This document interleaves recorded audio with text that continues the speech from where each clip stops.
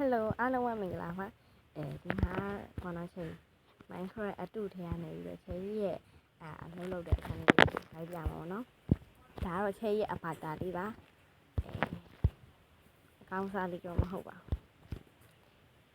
ချေကိုဖာနဲ့ဒီနေ့တနက် PVP ချမှာနော် player vs player ချမှာဖြစ်ပါတယ်ဒါချေကြီးအလုပ်လုပ်တဲ့အခန်းမှာ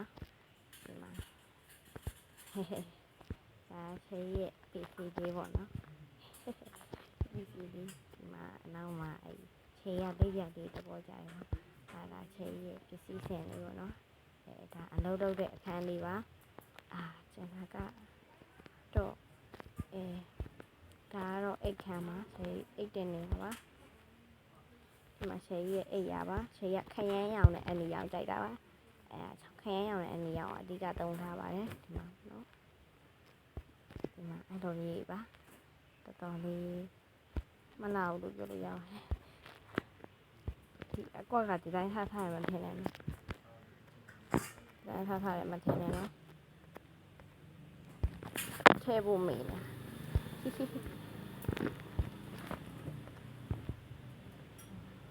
ဒါတော့ချေတနက်နဲ့ခိုးပြင်းမလို့ပါဟိုကောင်းနေ